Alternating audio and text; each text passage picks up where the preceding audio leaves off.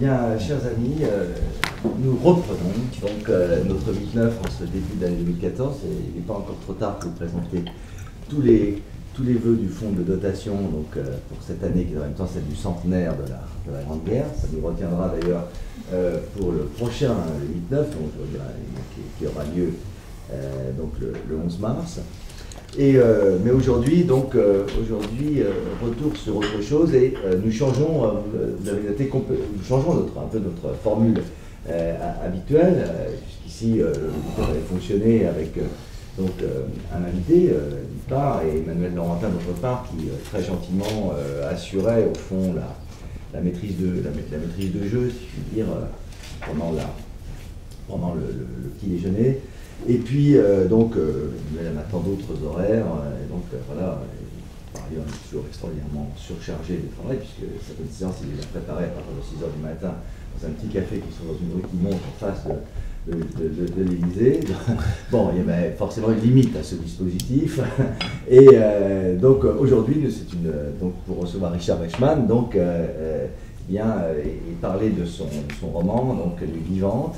Eh bien, c'est Jean-Frédéric Chaube, donc à ma gauche, qui va engager le dialogue avec lui. Alors, c'est la première fois, je crois, que nous mettons sur la table un roman. Donc, alors que Richard n'est pas, par ailleurs, il est romancier ici, mais par ailleurs, il est directeur d'études, bien sûr, à l'école, anthropologue, psychiatre, psychanalyste. Il a écrit avec Didier Fassin un ouvrage qui a été très remarqué, L'Empire du traumatisme, en 2007. Et le Cambodge, évidemment, lui est cher, parce qu'il dirige un dispositif de consultation psychiatrique pour des réfugiés cambodgiens. Et il est membre du centre Bofana, donc créé par Ritipan, donc à Phnom Penh, qui réunit les archives audiovisuelles autour du génocide. On pourrait discuter longuement s'il faut parler ou non de génocide, mais ce n'est pas dans le débat ici. Richard a publié, c'était à la fin 2013, je me souviens bien, donc ce roman, Les Vivantes, qui personnellement m'a beaucoup intéressé. J'ai coordonné toute une série de pages sur lesquelles j'aimerais bien lui poser quelques questions, mais ça n'est pas mon travail aujourd'hui, et je laisse la parole à Jean-Frédéric, qui va d'abord dire un petit peu dire un certain nombre de choses sur le livre pendant quelques minutes avant d'interroger Richard sur son œuvre. Et puis voilà, on prend le système habituel, une vingtaine de minutes de dialogue entre eux, ensuite nous aurons un peu la parole, et puis comme d'habitude à 9 h, le couperet tombe. Voilà. Et comme c'est le 21 janvier, vous voyez, ça tombe très bien, il est vraiment aiguisé aujourd'hui, le couperet. Allez, Jean-Fred, c'est à toi. Oui, alors, vous savez que nous sommes, Richard et moi et Stéphane, chercheurs en sciences sociales, et les chercheurs en sciences sociales se posent tous la même question, c'est qu'est-ce qui fait qu'il y a une société humaine plutôt que pas? Alors, que ce soit les sociologues, les historiens, les juristes, les philosophes, et quels que soient les efforts de réflexivité dont ils sont capables, ils sont tous soumis à la même contrainte, c'est-à-dire le fait que nous sommes tous programmés dans notre expérience sociale, et qu'on peut résumer d'une manière très simple. La société dans laquelle nous vivons est celle d'une garantie assurantielle de chacun par tous, sous l'autorité de l'État et à l'abri d'un statut de sujet citoyen.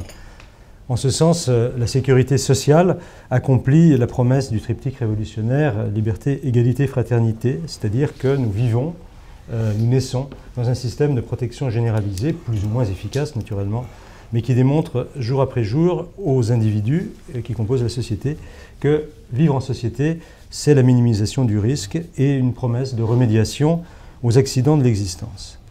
Et à partir de cette expérience commune, il nous est extrêmement difficile de saisir deux types de réalités humaines.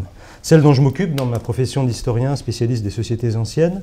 Pourquoi? Eh bien parce que en ces temps anciens, le XVIe et XVIIe siècle, la garantie assurantielle n'existait pas comme forme politique. Même si l'économie de la charité ou le patronage clientélaire alimentaient des mécanismes de solidarité, mais des mécanismes qui ne se traduisaient pas en termes de droit politique du sujet et qui ne constituaient même pas de puissants obstacles à l'émergence, de puissants obstacles à l'émergence d'une citoyenneté politique. Le clergé et la noblesse on en sut quelque chose entre 1791 et 1794, tu y faisais allusion. Le deuxième type d'expérience que nous avons grand-peine à décrire et analyser, ce sont les phénomènes de violence paroxystique, au cœur desquels la frontière qui sépare le monde des vivants et le monde des morts s'estompe. Le mutisme des survivants déclare le caractère à peu près indicible de ce à quoi ils ont été soumis.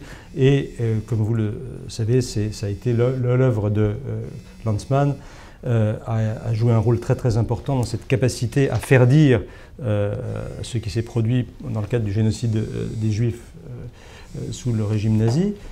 Mais un historien comme Stéphane Audouin-Rousseau pourrait lui aussi témoigner en historien de la difficulté de faire dire ce qu'a été l'expérience du combat pour les soldats engagés dans la Première Guerre mondiale. Alors Richard a très habilement et très puissamment donné la voix à l'expérience qui ne peut pas se dire celle du génocide cambodgien. Et il l'a fait à travers un dispositif littéraire, une fiction romanesque, dont seuls les plus bornés des chercheurs en sciences sociales pourraient objecter que ce n'est pas un bon analyseur pour comprendre les sociétés contemporaines. Et ce que fait Richard, c'est une fiction qui ne suit absolument pas les pas un peu commodes de l'autofiction qui est si à la mode en France, puisqu'il donne la voix à un personnage, une femme, car c'est l'expérience indissociablement morale et physiologique des femmes victimes de génocide qui est son sujet. Alors ce livre ne répond pas à la question du pourquoi, ou plutôt, plus précisément, il ne pose pas la question du pourquoi. Parce que la poser, ça reviendrait à rabattre la monstruosité de ce dont il parle sur une rationalité qu'il refuse d'envisager.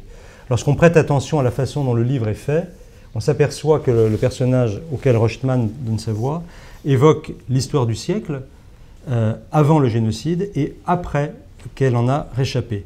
Sur la période antérieure, à l'arrivée des Khmers rouges, les humiliations de l'époque coloniale, ou plutôt l'indignation de familles khmères lettrées face à la vulgarité, à l'arrogance et à la condescendance de quelques centaines de colons, est patente, d'autant qu'au bout du compte, ces colons se sont montrés absolument incapables de porter secours à qui que ce soit lors de la déferlante qui s'est abattue sur Phnom Penh le 17 avril 1975. Et après la sortie de l'abîme est esquissé un roman picaresque d'une vie à rebâtir entièrement, loin de tout héroïsme martyrologique, dans les méandres sociaux et administratifs d'un exil en France à la fin du XXe siècle. Dans un cas comme dans l'autre, le registre de narration choisi par Richard est celui du parcours inscrit dans une histoire. Mais il ne s'agit que d'un prologue, celui de la période coloniale, et un épilogue, celui de l'arrivée en France. C'est-à-dire les deux périodes pendant lesquelles la narratrice, ou plutôt la femme narrée, a un langage commun avec nous. Et puis il y a le cœur du livre, où tous les opérateurs du raisonnement des sciences sociales et du mode de narration classique n'ont plus de prise. Abolition du temps, abolition du sens, abolition de la distinction entre les vivants et les morts, abolition de la distinction, au bout du compte, entre le corps des martyrisés et leur esprit, dans une diffraction qui n'est pas sans rappeler les phénomènes que les psychiatres désignent comme dissociation.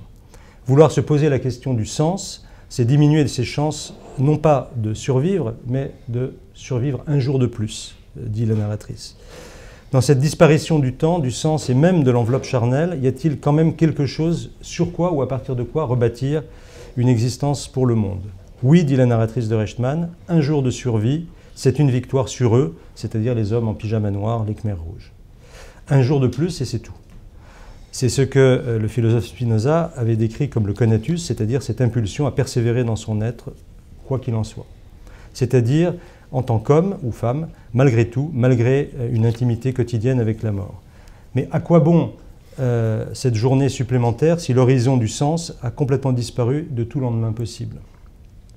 Les souvenirs des rizières de la mort contribuent non seulement à nous faire sentir l'abomination du génocide cambodgien, mais elle nous place là où, par exemple, un écrivain comme Tolstoï le faisait dans sa Confession, ou à travers le personnage de Lévin, qui est son alter ego dans le roman Anna Karénine, c'est-à-dire on ne peut jamais résoudre la question du « à quoi bon survivre » lorsqu'on sait que l'existence à venir n'est jamais qu'un répit.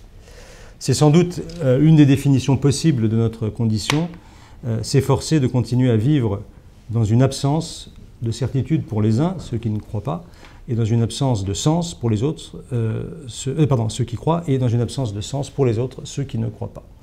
La rupture radicale par laquelle nous fait passer Reichmann à travers l'expérience du génocide cambodgien montre que la fiction est sans doute un excellent opérateur pour transmettre ce que historiens, sociologues, philosophes ont tant de mal à exprimer. Notre société de contrôle et de minimisation des risques nous désarme manifestement de notre capacité à imaginer l'ampleur des souffrances que les hommes sont capables de s'infliger. C'est, me semble-t-il, la leçon de ce très beau livre. Et bon, évidemment, la première question qu'on souhaite te poser, c'est au fond, comment est-ce qu'on passe d'une activité de psychiatre à une activité de romancier? C'est-à-dire comment est-ce qu'on arrive à percoler cette activité de psychiatre pour en faire ce que tu en as fait dans ce livre? Merci Jean-Fred. Merci beaucoup pour ce remarquable commentaire qui me touche beaucoup, parce que, comme vous pouvez l'imaginer, c'est un ouvrage qui me touche beaucoup, aussi bien dans la façon que j'ai eu de vouloir l'écrire, que aussi d'un certain nombre de choses que je souhaite pouvoir y dire. Alors, comment on passe là-dedans? Ben, je dirais que j'ai pas le choix, quoi. J'ai pas eu le choix. C'était une nécessité absolue du fait que depuis plus de 20 ans, presque 25 ans je crois, j'entends ces récits, pas au quotidien, mais enfin 2 à 3 fois par semaine, c'est quand même c'est beaucoup.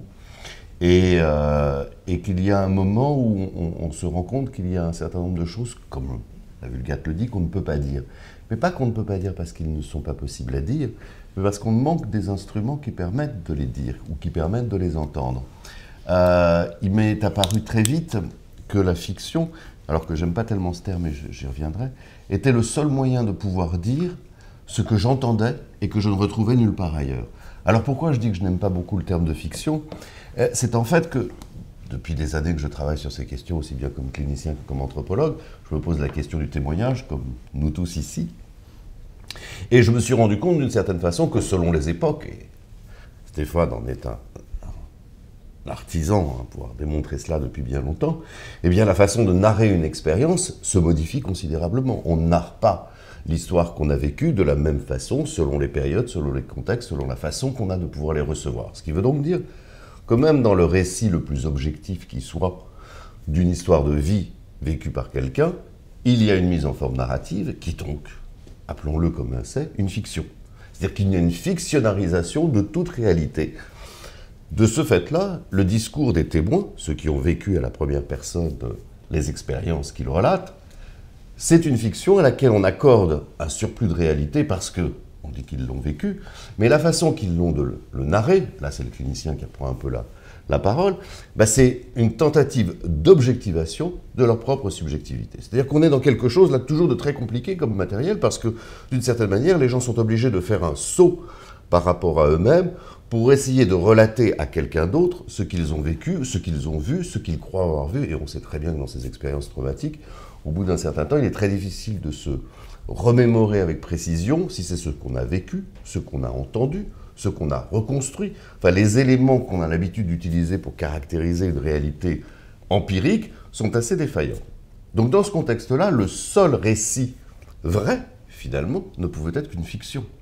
À savoir celui qui prenait la place d'une subjectivité s'énonçant sans le souci de son objectivation. C'est-à-dire il fallait qu'il y ait un narrateur qui ne soit pas en train de dire « elle pense que » ou « les Cambodgiens pensent ». Il fallait prendre cet artifice qui permettait que quelqu'un s'énonce à la première personne comme on pourrait s'énoncer dans le cabinet d'un clinicien, à dire des choses qui finalement n'auraient ni queue ni tête si on les présentait telles quelles, et qui vont venir traduire une expérience qui est authentique. Toutes les expériences sont authentiques, et je ne suis pas en train de dire que c'est le seul vrai témoignage, je suis juste en train de dire qu'il n'y a pas de vrai témoignage. Il n'y en a pas un seul qui est plus vrai que les autres, et c'est peut-être dans la combinaison de cet ensemble que l'on peut en voir cela. L'autre aspect qui me tenait vraiment à cœur, c'est que il y a une reconstruction contemporaine aussi autour de 2 ou 3 notions vis-à-vis de ces grandes catastrophes humaines. La première, c'est l'indicible. J'en dis quelques mots, on ne peut pas dire cette expérience. La seconde, c'est la passivité et la façon dont les gens, finalement, se laissent entraîner dans les méandres de la mort, pourrait-on dire. Et la troisième, c'est l'incommunicabilité, les trois allant ensemble. Et ce que j'ai voulu essayer de montrer, c'est que les trois étaient finalement fausses. L'indicible se dit, mais la plupart du temps, il n'est pas entendu. Il n'est pas entendu parce qu'on a envie, quand on n'a pas vécu ce genre d'expérience, d'entendre ce que l'on croit être la chose que les gens ont vécue. Et les gens racontent ce qu'ils ont vécu la plupart du temps. Mais, vous savez, c'est comme le 11 septembre 2001, où une série de journalistes à la télévision disaient que les personnes les plus traumatisées étaient ceux qui avaient regardé la télévision parce qu'ils voyaient tout. Ils voyaient les avions, ils voyaient les tours, ils voyaient la foule, ils voyaient la poussière. Alors que ceux qui étaient en bas, ils ne savaient pas ce qui se passait. Il y avait juste de la poussière, ils ne savaient pas où ils étaient. Donc finalement, eux ne pouvaient pas avoir la pleine conscience de ce qui se produisait au moment où ça se produisait. Cela pour dire tout simplement que lorsque l'on imagine ce que l'autre a vécu, on est toujours bien loin du compte. Bien loin du compte quand on cherche à comprendre quelle a été la nature de l'expérience. Ce qui veut dire que l'indicible, il se dit. Alors après, il faut lui trouver la forme de représentation pour le dire. Et c'est ce que j'ai essayé de faire à travers ce livre, c'est-à-dire que la forme de représentation n'est malheureusement pas le discours académique. Alors, je ne suis pas en train de dénoncer le discours académique, loin de là, puisque je me revendique pleinement de faire partie de ce monde et j'en suis très heureux, alors vraiment très heureux. Et c'est un univers qui me plaît beaucoup. N'empêche que c'est pas parce qu'il me plaît beaucoup qu'on peut tout dire par ces outils-là. Et ça n'invalide absolument pas tout ce qu'on peut dire. Mais il y a un reste. Alors ce reste, on le jette à la poubelle ou alors on le traite autrement. J'ai essayé de le traiter autrement. C'est juste un reste supplémentaire. Donc trouver une modalité de figurer cet indicible. Le deuxième point, et qui me semblait vraiment le plus important peut-être personnellement, c'est ce côté de soumission et de passivité. Or, ce récit, parce que pour moi c'est un récit de résistance de chaque seconde. Mais pas la résistance armée telle qu'on l'imagine, pas la résistance politique avec une prise de conscience qu'il y a nécessité de résistance, mais résistance d'un esprit et d'un corps qui refusent obstinément de se laisser tuer. Alors il y a plein de stratégies pour cela. Et la première et la plus coutumière de ce genre d'expérience qui est malheureusement pas suffisamment relatée, c'est justement ce que tu disais, la dissociation. C'est-à-dire que cette femme va s'inventer une séparation entre elle et son corps, chose totalement impensable chez une Cambodgienne pour laquelle l'idée même d'une séparation entre le corps et l'esprit est impossible. Ça n'existe pas, c'est une représentation que nous avons, et chez les Khmers, cette représentation n'existe pas. Pourtant, ça va être la stratégie qu'elle va opérer pour s'opposer à son véritable ennemi, qui serait son corps, puisqu'elle va se dire, finalement, si je dois mourir, c'est parce que lui va me lâcher. Et si je ne veux pas mourir, alors il faut que je l'ai à l'œil. Et va se mettre en place un dialogue intérieur entre elle et ce corps, qui, lui, justement, est le lieu de l'objectivation, si vous voulez, de sa subjectivité, pour résister à son adversaire, et donc, ce que tu disais très justement, pouvoir dire qu'elle n'a jamais imaginé survivre pour témoigner, juste pour que ses ennemis échouent. Et ça, c'est un truc que j'ai régulièrement entendu, et qui est très très fort. C'est qu'au fond, que chaque seconde gagnée sur l'adversaire est une seconde vraiment de résistance, c'est une seconde de victoire. Et il me semblait vraiment important de pouvoir restituer, dans l'horreur absolue dans laquelle ça se trouve, de pouvoir restituer cette capacité de vivre, qui n'est pas de la survivance, justement. C'est pour ça que le titre, c'est pas les survivantes, mais bien les vivantes, c'est comment on passe de la survie à la vie. Et le dernier point que j'évoquais, qui est celui de la communicabilité, eh bien, je dirais que, effectivement, je vous remercie, mes amis, d'être là. Vous exprimez clairement que c'est communicable. Que ce passage, qui était un pari, il faut le reconnaître, un peu risqué, au sens où je n'étais absolument pas certain de l'accueil qu'il pouvait y avoir dans le monde académique de cette tentative, loin de là. Mais il me semblait, en tous les cas, vraiment nécessaire de le faire, et de le faire d'un point de vue, j'ai essayé d'adopter un point de vue très permanent, c'est-à-dire celui d'une jeune femme cambodgienne, sans qu'on ait jamais besoin de dire qu'elle est cambodgienne. Et un certain nombre de ces réactions sont, à mon sens, des réactions vraiment cambodgiennes, sans le sous-titrage. C'est-à-dire qu'on n'y a pas, là c'est khmer, là c'est culturel, là. On est vraiment dans cet univers. Ce qui fait que parfois certains lecteurs sont surpris de voir, par exemple dans la dernière partie, quand elle arrive en France, qu'on ne sait pas si c'est la France, que ça ne représente pas grand-chose et qu'on aurait aimé parfois un sous-titrage pour... Mais ce sous-titrage, il n'est pas possible, puisque j'avais aussi envie de rendre compte de cette expérience tout à fait singulière de quelqu'un qui vient du Cambodge, qui est emmené par avion, qui débarque en France et où ça n'a aucun sens. Comment rendre compte du fait que des choses peuvent ne pas avoir de sens, sans que ça soit dramatique, mais que ça n'a pas de sens. Et cette expérience de non-sens, c'est comment un sujet la saisit. Et là encore, eh bien, seule la fiction permet de le faire. Mais... Est-ce qu'on pourrait peut-être, juste pour... c'est un passage, cette séparation du corps et de l'esprit m'a paru à un moment extraordinairement fort du roman, et au point que moi qui m'intéresse beaucoup à l'histoire du corps, je me suis demandé si je n'allais pas mettre ce chapitre au programme de mon séminaire, enfin, ça va de circulation. Et voilà, c'est alors que je me suis échappé. C'est à ce moment-là, je crois, que je compris que mon combat de tous les jours se déroulerait contre lui. C'était lui mon principal adversaire, c'était lui par ses sensations, ses réactions, ses faiblesses, ses lâchetés, ses hésitations, ses tentations, et surtout par cette absurde volonté de se protéger de la douleur qui finirait par avoir ma peau.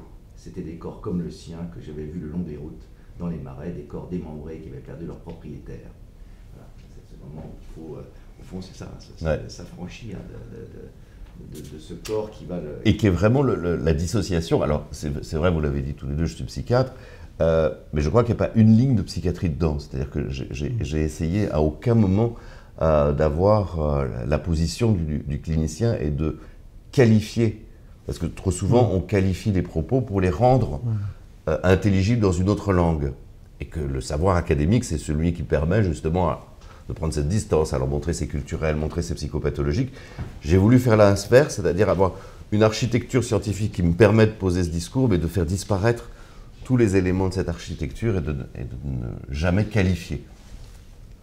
Je vais te poser encore une question sur le premier point de ta réponse, pour que tu ailles un petit peu plus loin, sur une chose, enfin, un phénomène que nous constatons du côté des académiques, mais pas seulement, c'est la propension qui existe en France à inventer des complots du silence. C'est-à-dire, le cas le plus classique, c'est de dire, c'est l'idée que les rescapés d'Auschwitz n'ont rien voulu dire pendant 15 ou 20 ans, qui est totalement contraire à l'expérience de ce qui s'est produit, à commencer par à l'hôtel Lutetia au printemps 1945. Ou alors l'autre cas qui m'a toujours frappé, c'est l'idée selon laquelle on aurait occulté en France pendant 40 ans le fait que les malades mentaux sont morts de faim dans les hôpitaux psychiatriques pendant la Deuxième Guerre mondiale. Tragédie qui a été dénoncée, qui a été expliquée, qui a été entièrement vidée en quelque sorte dès la sortie de la guerre et qui simplement a été recouverte d'oubli. Et 40 ans après, un certain nombre d'historiens ou de politistes en mal de publicité inventent le complot du silence. On nous a toujours caché ceci, cela, et je pense que c'est une propension qui est assez dramatique pour notre profession. Je veux savoir ce que tu en penses. Ah, mais je suis complètement d'accord avec toi. Et cette tendance se marque de nouveau quand j'ai commencé mon travail sur les Cambodgiens, et dès que les Cambodgiens ne pouvaient rien en dire, qu'ils n'avaient pas la possibilité de prendre la moindre distance par rapport à ça, que ça ne les affectait pas. Au moment des procès, le début des procès, c'était le grand discours de tout un tas d'ONG de dire « Attendez, non, ça, ils n'ont pas ce rapport à la mémoire, ils n'ont pas ce rapport au souvenir, c'est un truc complètement implanté, ça vient de l'Occident, ne faites pas une chose pareille. » Au nom là d'un relativisme culturel fait pour réifier leur culture. Moi, je pense que ça a une vraie fonction. D'abord, ça a une vraie fonction politique, c'est-à-dire encore une fois, les lieux de domination du savoir, et aussi bien sur l'expérience concentrationnaire, sur l'expérience de la mort, que sur le savoir en général. Et donc, on tient là une possibilité de mainmise sur les témoins, et pour leur apprendre à dire ce qu'il faut dire. Et puis, je dirais qu'il y a aussi une lecture plus d'économie morale, au sens de Didier Fassin, qui est que il y a des époques où on voit des choses, mais ça ne fait pas sens. Tuer des malades mentaux pendant la Seconde Guerre mondiale, ça ne fait pas sens. Ça ne veut pas dire qu'on n'est pas complètement indigné. On est indigné, mais ça ne fait pas sens par rapport à l'histoire de la guerre, je crois. Ça ne fait pas sens par rapport à l'histoire que l'on veut relater de la façon dont l'abomination s'est faite. 20 ou 30 ans plus tard, peut-être que ça devient un élément qui permet de signer l'abomination. Et je crois qu'il y a quelque chose là qui est tout à fait essentiel à saisir, des modes de narration de ce qui est justement indicible. On ne peut pas parler, voilà, on ne pouvait pas parler pendant la Seconde Guerre mondiale du traumatisme des soldats. Pas parce qu'on ne voulait pas croire au traumatisme des soldats, simplement parce qu'on pensait qu'un soldat traumatisé, c'était un lâche. Donc si on se met à parler du traumatisme des soldats, à ce moment-là, on le disqualifie. Quand pendant la guerre du Vietnam, on parle du traumatisme des soldats, traumatisme psychique, c'est parce qu'en disant cela, on souligne ce que la guerre est capable de faire à tout le monde. On l'a désindividualisé pour en faire de nouveau un phénomène collectif qui ne devient plus un sens péjoratif. Et là, c'est un changement majeur qui rend visible quelque chose qui, pour être vu, n'avait pas pour autant le sens qu'on va lui donner plus tard. Donc il y a une instrumentalisation politique, j'en suis convaincu, et puis il y a aussi des changements de valeurs morales et d'économie morale. Comme ça, le problème est bien posé, hein, effectivement. Alors, moi, je surveille l'heure, donc l'heure passe très vite, comme toujours, surtout sur un sujet comme celui-ci. Donc, peut-être qu'on peut maintenant... voilà, tout une série de questions. Je crois que la mise en fiction, c'est probablement le début de la mémoire. Hein. C'est à partir du moment où la mémoire, c'est pas le souvenir de chacun. On est très souvent, et alors là, on aura des positions parfois comparables et parfois distinctes sur la question de la morale et de la mémoire, mais le processus de mémoire sociale, quelle que soit finalement la position qu'on adopte par rapport à cela, dire c'est bien, c'est pas bien, c'est trop exagéré, c'est pas assez exagéré, moi c'est un phénomène qui m'intéresse à partir du moment où ça devient une dimension collective. Ce qui emprisonne les individus, c'est lorsque c'est du souvenir singulier, et c'est-à-dire que chaque survivant est le seul détenteur de l'expérience qu'il a vécue, et le seul détenteur du souvenir des morts qu'il a côtoyés. Et cela, c'est pas du tout conforme à l'esprit des sociétés contemporaines. Tu disais, on se pose tous la question, qu'est-ce qui fait le lien social? Et dans chaque société, il y a un invariant, c'est le rapport aux morts. L'invariant du rapport aux morts, c'est celui qui fait que les morts réappartiennent à la collectivité. Et qu'on peut aller dormir tranquille quand on a perdu un être cher et que la période du deuil est achevée parce qu'on sait qu'il est quelque part dans l'histoire collective. Lorsqu'il n'est nulle part ailleurs que dans le souvenir de ceux qui restent, là le deuil est impossible et on est dans une situation où l'espace entre les morts et les vivants reste complètement confiné. On le voit très bien avec les disparus. Les disparus en Amérique latine, ça a été quelque chose d'absolument épouvantable. Tout le monde savait que ces disparus étaient morts. Mais comme on ne disait pas qu'ils étaient morts, ils n'étaient toujours pas repris dans l'espace collectif comme des morts. Et donc le seul souvenir de leur existence était porté par ceux qui les connaissaient directement. Et ça, c'est le phénomène de mémorisation, c'est le moment où finalement le destin de tous passe dans l'espace collectif. Tant qu'il n'y a pas ce phénomène-là, eh bien, ce sont les survivants qui portent ce fardeau, et là, il peut y avoir des conséquences psychologiques absolument redoutables. Et la fiction, c'est ce qui va tout à coup faire que l'histoire de ces disparus devient une histoire collective. C'est ce qui va faire que finalement, je vais pouvoir m'identifier à des gens disparus, et en pouvant m'identifier à ces gens-là, je les fais miens comme appartenant au même monde que moi.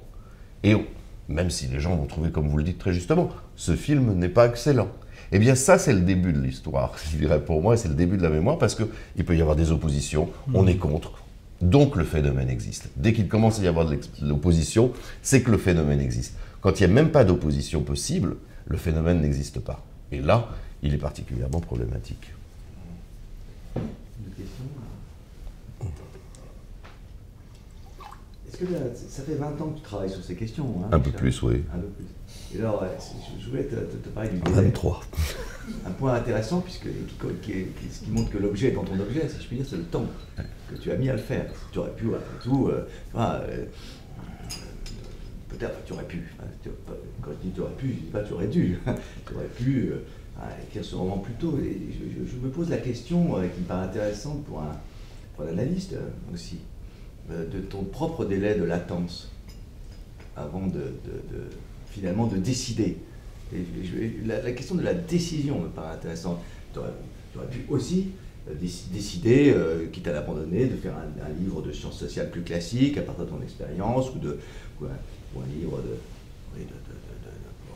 psychiatrie du trauma. Enfin, le temps de latence, la décision, les choix, tu pourrais y revenir un peu, je trouve, oui. d'un point de vue de l'expérience de celui qui a écrit. Je trouve que c'est important, et c'est important pour nous aussi.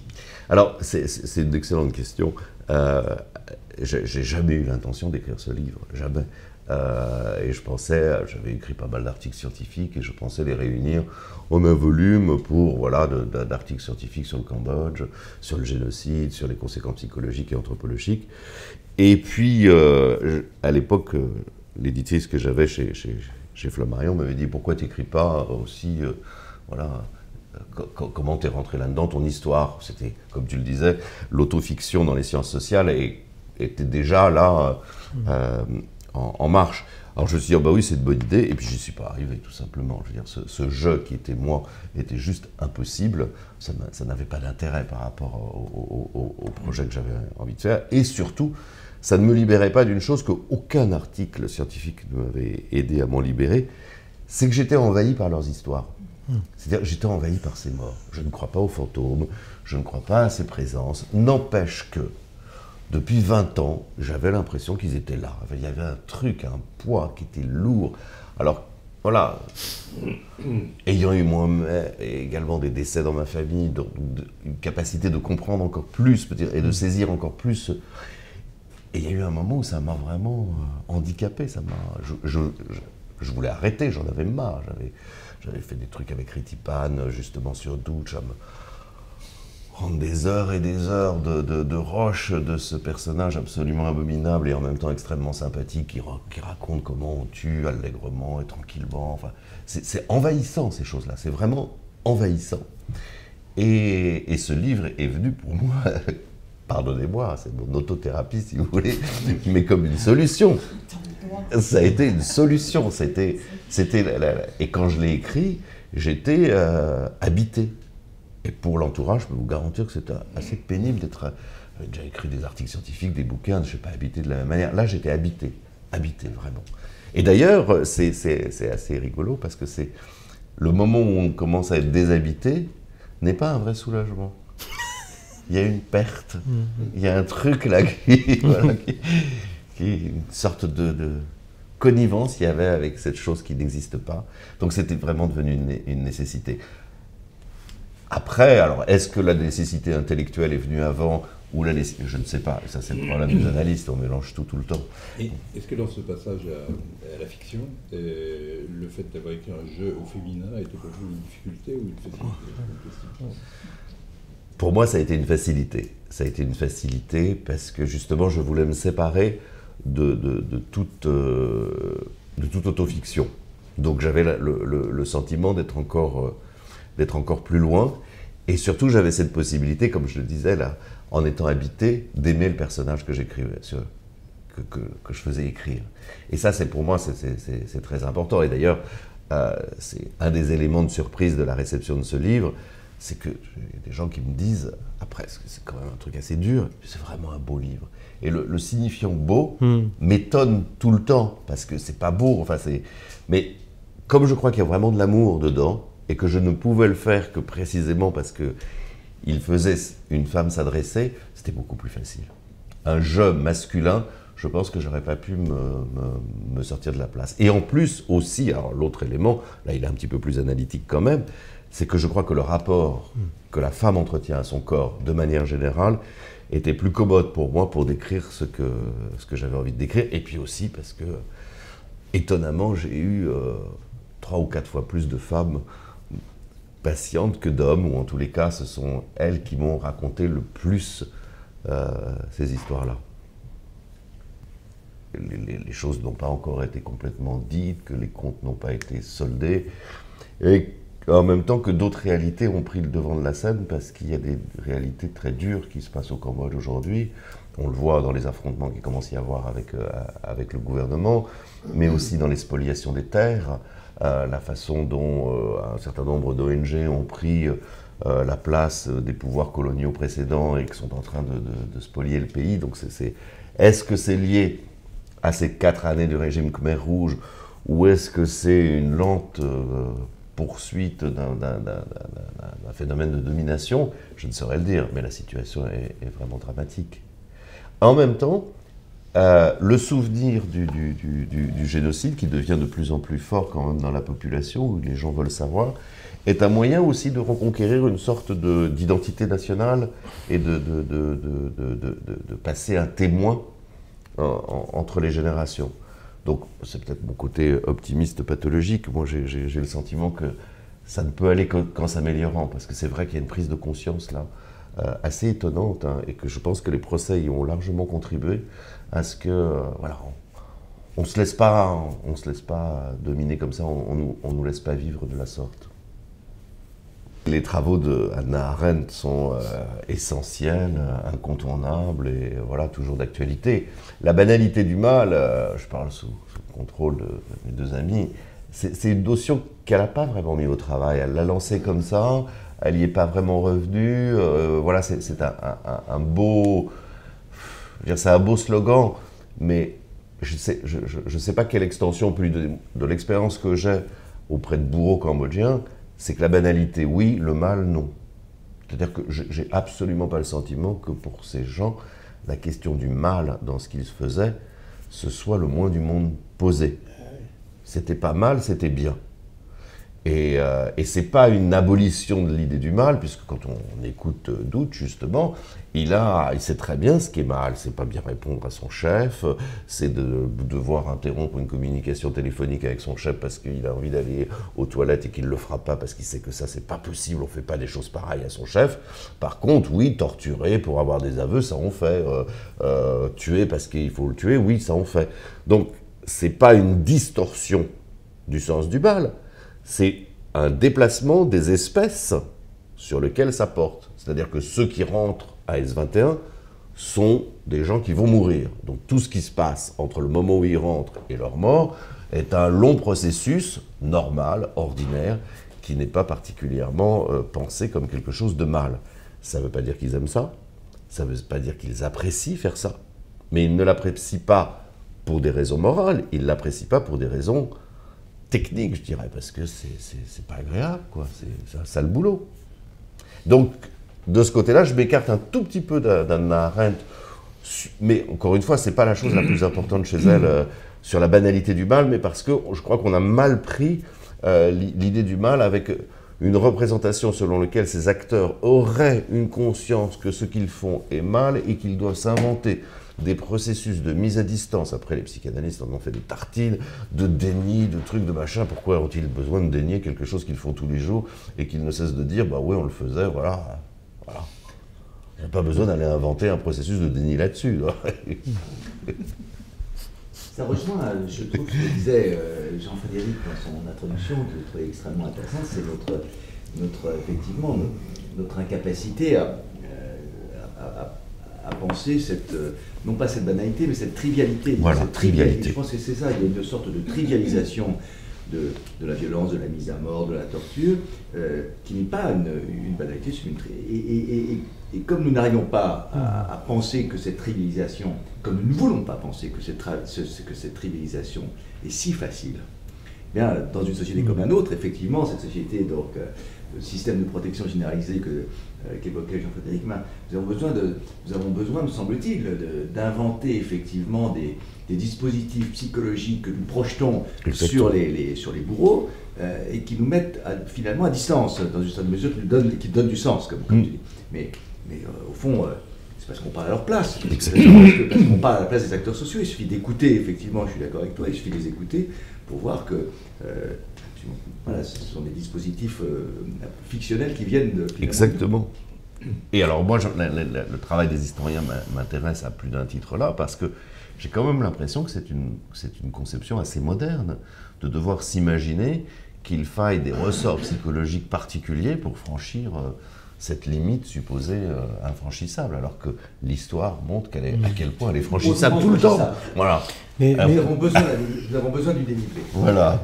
Mais sur le caractère immédiat, on pour revenir à Arendt, quand le journaliste soviétique Vassili Grossman entre dans Treblinka, c'est le premier à rentrer, voilà, c'est les tout premiers à rentrer dans le camp d'extermination, c'est donc ce bataillon soviétique, et il y a le correspondant de guerre du journal de l'armée qui est là, et bon, il est vrai qu'il est juif, il découvre Treblinka, et le soir même, il écrit une dizaine de pages qui figurent dans son carnet, et sa capacité d'analyse est absolument stupéfiante, parce que il voit les restes de Treblinka et il dit c'est l'enfant monstrueux de la bureaucratie et du sadisme.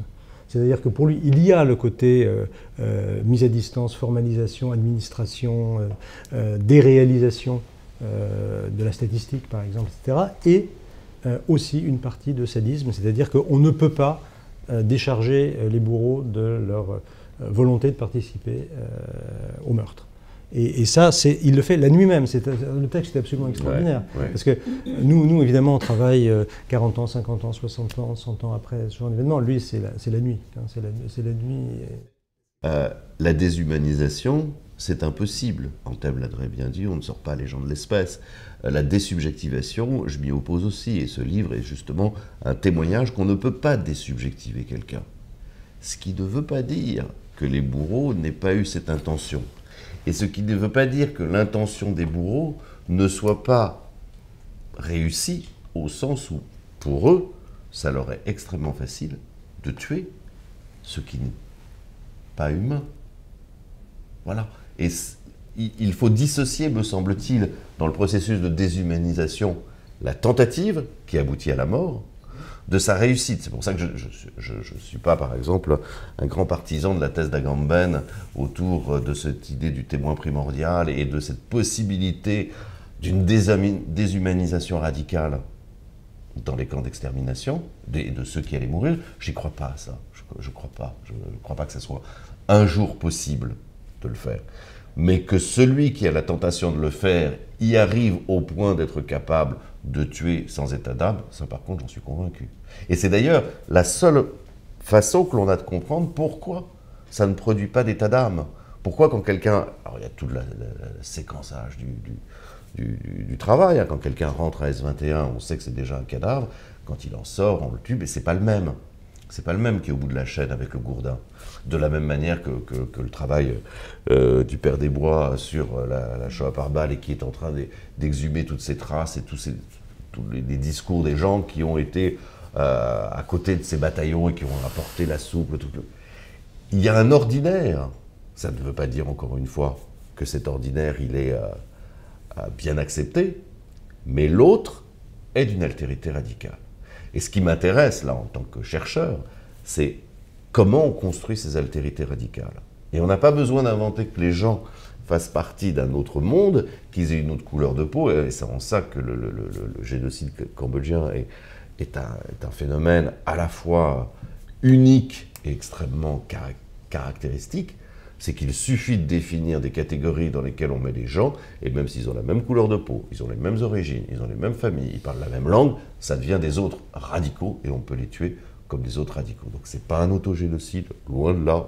Les Khmers rouges n'ont pas tué du même, ils ont tué de l'autre. Ils ont d'abord construit l'autre, et ils l'ont tué après.